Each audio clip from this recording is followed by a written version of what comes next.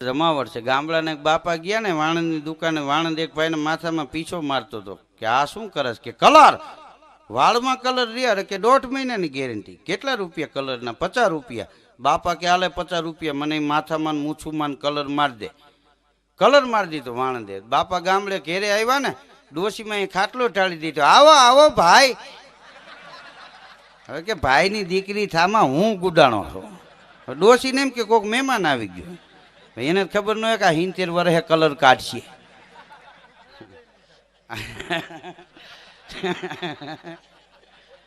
હા, એ તો બાપા બોલે ડોશીમાં દુખણા લેવા જતા હતા.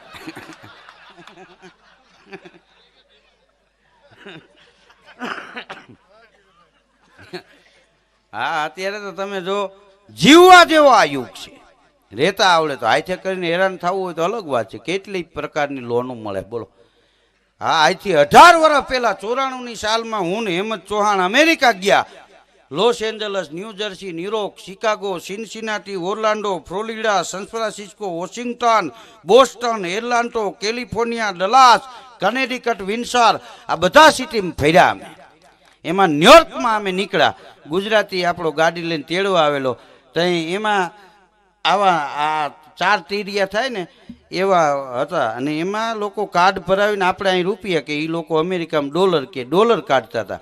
આપણે ગુજરાતીને પૂછ્યું, મેં કીધું આ શું? ત્યારે આપણે અહીં એટીએમ બેંક નહોતી, જેસીબી આપણે નહોતા. ત્યાં જેસીબી હાલતા હતા ને, અમે રોડમાંથી ગાડી ઊભી રાખીને જોયું. કીધું આપણે તગારે મરી જાય ભરવામાં.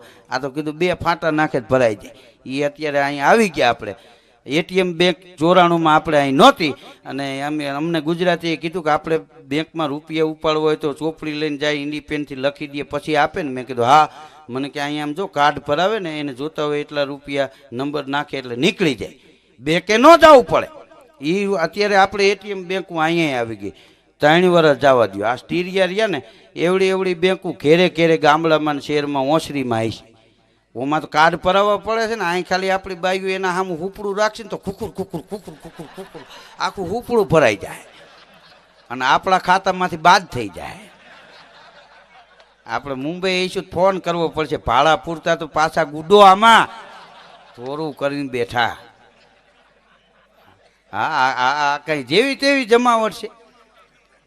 હા, આ આપણા મોદી સાહેબ વડાપ્રધાન બની જાય ને, આપણે વિદેશમાં નહીં જવું પડે. રાજકોટમાં ગોંડલમાં ભૂરિયા રિક્ષા હલાવતા છે બોલો.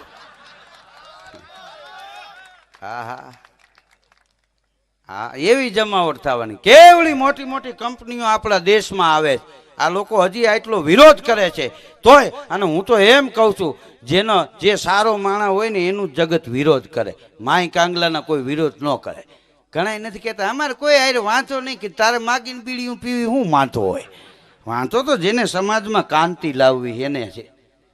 હા, જે સારો માણસ હોય એનો વિરોધ લોકો કરે. હા, રાંકાના થોડા વિરોધ થાય. હા, મરદ માણા હોય ને એને દુશ્મનો કુંડાળામાં લે છે, રાંકાને કુંડાળામાં ન લે. હા, આ ઈ દેશ છે જીસ દેશ મેં ગંગા બહેતી હૈ.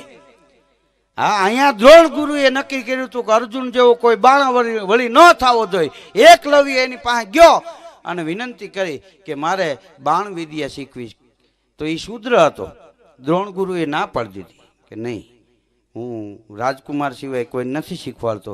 કાંઈ વાંચો નહીં બાપુ. વયો ગયો જંગલમાં અને ઝૂંપડી બનાવી અને દ્રોણ ગુરુનું મોઢું જોઈને આવેલો ને તે આબેહૂબ ગારાની દ્રોણ ગુરુની મૂર્તિ બનાવીને એનું વિધિવત એને પૂજન કર્યું અને એને ગુરુ માની અને બાણ વિદ્યા શીખો. ખુદ ગુરુ દ્રોણ જ્યારે કૂતરો લઈને નીકળેલા, કૂતરો ભેગો અને એકલવ્યએ જેથી બાણનો માળો કર્યો, કૂતરાને બાણ લાગ્યું નહીં, બાણથી મોટું કૂતરાનું ભરાઈ ગયું. હા, દ્રોણ ગુરુએ આમ જોયું કે આ કૂતરાનું મોટું હજળ બમ. એને નક્કી થઈ ગયું કે આ વિદ્યા મારા શિષ્યો સિવાય કોઈ પાસે નહીં. અહીંયા કોણ? આ ઓબાણા વળી જઈને જોયું તો એકલવ્ય બેઠો હતો. કે આ તે બાણ માર્યા? કે હા. તારા ગુરુ કોણ છે? તો કે તમે. કે મેં તો તું આવ્યો તો ના પાડી હતી. તો કે તમે ભલે ના પાડી, મેં જો તમારી મૂર્તિની પ્રતિષ્ઠા કરી ગુરુ માની અને મેં આ બાણ વિદ્યા શીખી. એમ કે હા. તો એ જમાનાના એ ઋષિ એને મનમાં કપટ થયું કે મારા અર્જુનથી વધારે કોઈ બાણાવળી ન હોવો જોઈએ. એટલે એને અંદર પાપ જાગ્યું અને એકલવ્ય તો ભોળો હતો. એને ગુરુ દ્રોણ એટલું બોલ્યા કે તે મને ગુરુ માન્યો કે હા ગુરુદેવ તમે મારા ગુરુ છો. તો તને બાણવિધિ આવડી ગઈ કે હા. તો તારે ગુરુ દક્ષિણા આપવી જોઈએ ને કે હા બાપુ જે કયો એ આપું. ત્યારે દ્રોણ ગુરુ એટલું બોલ્યા કે તારા જમણા હાથનો અંગૂઠો મને દક્ષિણામાં આપી દે.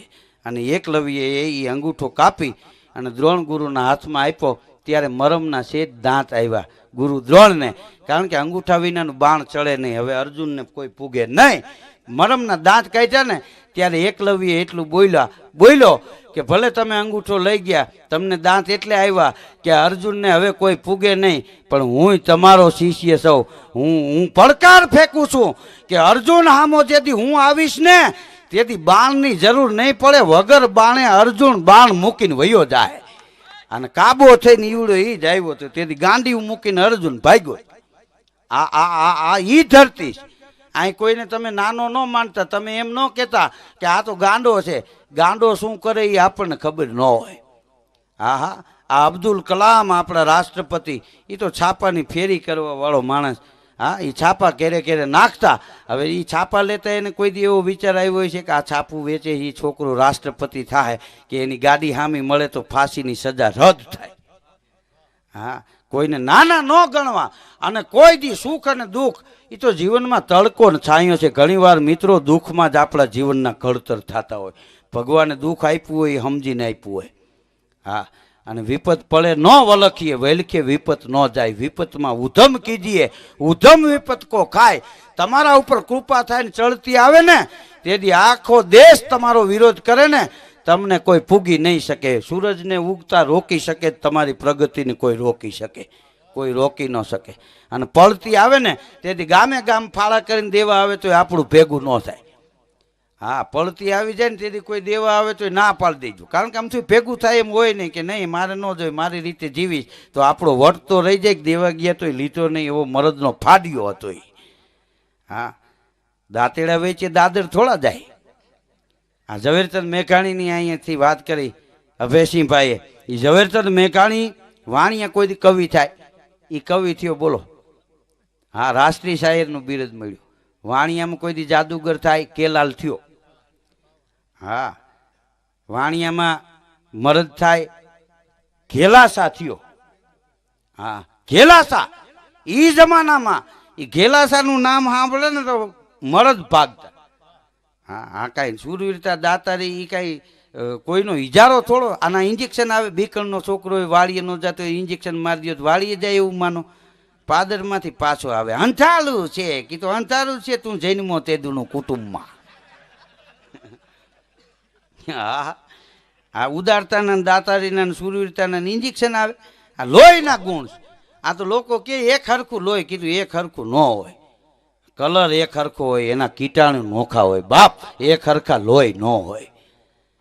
હા, લોહી એના કણ હોય એમાં. હા, 5-25 પેઢીએ થયા હોય ત્યાં થાય. વંશમાંથી વયા ન જાય ભજન ભક્તિ ભીખલા. જે જ્ઞાતિમાં મરદ થયા હોય, દાતાર થયા હોય, ભગત થયા હોય, સંત થયા હોય, એ 5-25 પેઢીએ એના એ પરિવારમાં પાછા અવતાર લઈને આવે. એ રાંકાના ઘેરે ન જન્મે.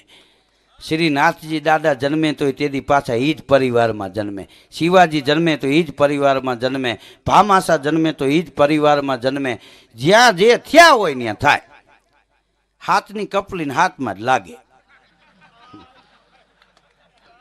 હા, બીજે એ ફીટ જ ન બે. એ ખોટી વાત. અમેરિકામાં મને પૂછ્યું હતું. મને કે ધીરુભાઈ ભાષા વિશે તમારે શું કહેવું? મેં કીધું અમારા ગુજરાતના માણસો માને છે ગુજરાતી ભાષા ગુજરાત પૂરતી છે, પણ એવું નથી. મને કે તો મેં કીધું મારે મન વિશ્વની કોઈ શ્રેષ્ઠ ભાષા હોય ને તો એ અમારી ગુજરાતી ભાષા છે. મને કે એમ કેમ?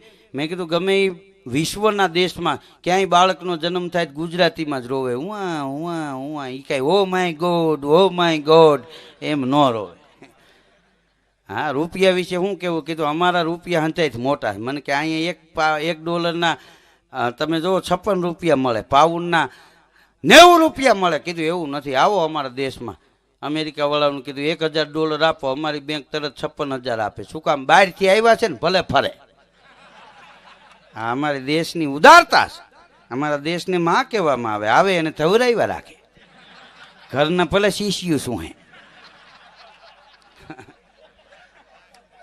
હા, રાષ્ટ્રીય શાયર ઝવેરચંદ મેઘાણી ગામડે ગામડું ખૂંદી અને લોક સાહિત્યને જેને એકસું કર્યું, બારવટિયાની વાતો લખી, સોરઠી સંતોની વાતો લખી, એક તારાના ભજન લખ્યા, રાસ અને રાહડા લખ્યા, દુહા અને છંદ લખ્યા, સોરઠા અને સવૈયા લખ્યા, સપાખરા અને મરસિયા લખ્યા.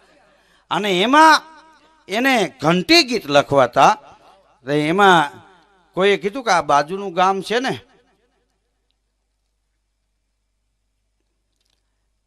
બહેનો ની પણ અહીં સંખ્યા વધારે છે, એટલે બહેનોને લગતી બેક આપણે વાતો કરશું. કારણ કે કોઈ પણ મરદ મૂછાળો મરદ હોય ને તો એની મૂછુનો વળાંક છે ને એ એના પરિવારના બૈરાઓને આધારે હોય છે. હા, આપણા ઉજળા જીવન હંચવાઈ રહ્યા હોય તો એ આપણા માતાઓ બહેનો દીકરીઓના હાથની વાત છે. આપણને ઉજળા કરીને જગતના ચોકમાં રાખ્યા હોય ને તો આ માતાઓ એને બહેનો દીકરીઓએ રાખ્યા છે. એક ભાઈ મને કે સ્ત્રીઓને શક્તિ કહેવાય. મેં કીધું હા. મને કે પુરુષને શું કહેવાય? મેં કીધું એને સહન શક્તિ કહેવાય. 80 વર્ષ સુધી બઠિયા કાન કરીને સાંભળ્યા રાખે. હા હા, એક બાપા મને કહેતા, મને કે આ બાયું હઈ કે જીવવા નથી દેતા ને કડવા ચોથનું વ્રત કરીને મરવાય નથી દેતા, આયુષ્ય વધે. કીધું હવે બાપાનું આયુષ્ય વધારે શું કરવું? કે જીવતા છે રેશન કાર્ડની ખાંડ તો લઈ આવી દે, કેરોસીન દેતા ન્યા લાઈનમાં ડબલું લઈને બીડી ટેકાવીને બેઠા હોય. પણ ઝવેરચંદ મેઘાણીને કોઈએ કીધું કે આ બાજુના ગામમાં એક ડોશીમાં છે એ ઘંટી ગીત હારા ગાય છે. રાષ્ટ્રીય શાયર ઝવેરચંદ મેઘાણી ત્યાં ગયા, એ માળીનું ઘર પૂછીને એના ઘેરે ગયા, માળીને મળ્યા, બેઠા અને કીધું કે માં હું ઝવેરચંદ મેઘાણી કહું. ઓલા રાષ્ટ્રીય શાયર મેઘાણી કે હા, અમારું આંગણું પાવન કર્યું. બોલો બાપા.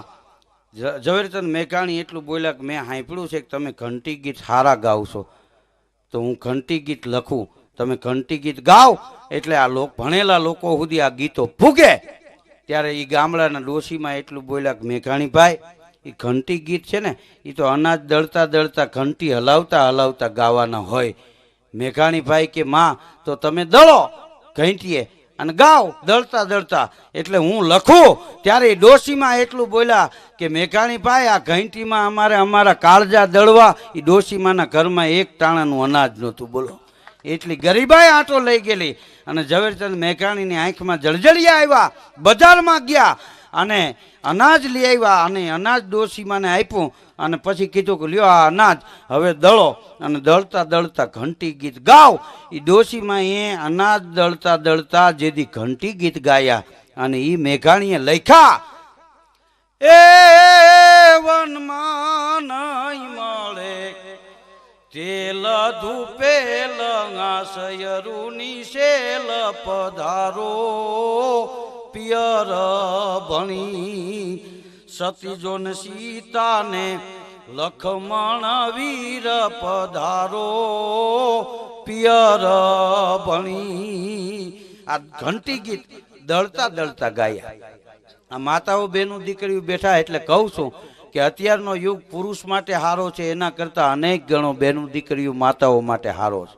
આ વૈજ્ઞાનિક યુગ આવી ગયો, ઘેરે ઘેરે નળ આવી ગયા, બોર થઈ ગયા, લાઇટનો જમાનો, મોટરું આવી ગઈ, ચાપ પાડો ત્યાં રહોડા સુધી પાણી આવે. હા, નહીતર આમાં વડીલ કોઈ માળી બેઠા હોય ને પૂછો, હા કોઈ આ લાઇટું નહોતી, કોઈ વૈજ્ઞાનિક યુગ નહીં.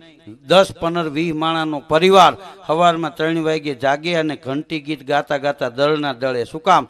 કે શ્રમમાં સંગીત ભળે તેનો થાક ન લાગે. ગામના પાદરમાં કૂવા હોય ત્યાં સિંચણીયાનું ડોયલું લઈને જાય અને એ પાણી સિંચીને બેડા ભરી ભરીને ઘેરે આવે. ગાયું પેહું દોવે, શિરામણ થાય, શિરામણ કરી લે, પછી ભાત લઈને ગાડામાં બેસી જાય. પુરુષની હારો હાર હાંજ સુધી કામ કરે, હાંજે ગાડું લઈને પાછા ઘેરે આવે. બળદ ગમાઈને બાંધે, પુરુષ નિરણ નાખે અને પુરુષ બજારે વહી જાય. બાઈ ઘંટીએ દળે, ગાયું પેહું દોવે, વાળું તૈયાર થઈ જાય. આખો પરિવાર વાળું કરે ને છેલ્લે એ બાઈ વાળું કરે. એને સ્ત્રી ન કહેવાય, બાપ અન્નપૂર્ણાનો અવતાર કહેવાય. આખા કુટુંબને ખવડાવે પછી ખાય. આખું કુટુંબ હુઈ જાય, છેલ્લે હંજેરા કરીને 11 વાગે હુએ. તેથી પતિ પત્ની બાંધતા જ નહીં, કારણ કે ટાઈમ જ ન રહેતો. 3 વાગ્યાથી રાતના 11 વાગ્યા સુધી અટાણે બાયુને કોઈ જાતનું કામ જ નથી, ટબા જેવા થઈને હાંજે બેઠા હોય ઓલા આવે તા. હા હા બોલો. હા અત્યારે જો પૂરી બનાવવાના મશીન આવી ગયા. પૂરી નથી, આખી ખાવ મોટી પડે, 2 ભાગ કરો ટૂંકી પડે. આને નામ કોને પૂરી પાડ્યું કીધું?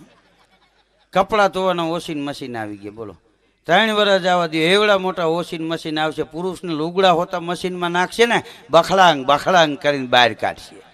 નવાઈ જાય, લુગડા ધોવાઈ જાય, ઇસ્ત્રી થઈ જાય. કોઈના ઘેરે જઈને કેવું મારા ભાઈ ક્યાં બેહો મશીનમાં નાખ્યા. બાઈ થાય છે થોડુંક હીટર વધારે આપશે, મગજ મોરો પડે. હા હા હજી બેનું દીકરીઓ આપણે ગામડામાં ગાયું પેહું દોઈને દૂધના બોઘેણા ઓસરીની કોરે મૂકે ને ત્યાં હાલવાનો શીખાવે એવા નાના નાના બાળકો બાખોડિયા પેર થતા બોઘેણા પાસે આવે. કહાની વરિયાળી તાહળીઓ લે, બોઘેણા નમાવે, ફીણ હોતી દૂધની તાહળી ભરીને છોકરાઓને આપે. એ નાના બાળકો દૂધ પીતા હોય ચિત્ર જોઈજો, આપણને એમ લાગે કનૈયો આપણા આંગણે રમવા આવ્યો છે. છોકરાઓને ફીણની મૂછું થઈ જાય. એ છોકરાઓને હાલતા શીખવાડવું ન પડે, એની મેળે દોડવા માંડે, હળિયું કાઢવા માંડે. હા શેરમાં કાંગસીના કટકા જેવા ભાખરીના ટાટા બટકા બાયું છોકરાઓને ખવડાવે. પછી કે ડગી ડગી ડગી. હવે આ કીધું ડગી ન થાય. હા હા છોકરાઓને ભંભોલા જેવા પેટ હોય, હાથીકા જેવા પગ હોય, નાકમાં કપાસનો તોલ હાલતો હોય.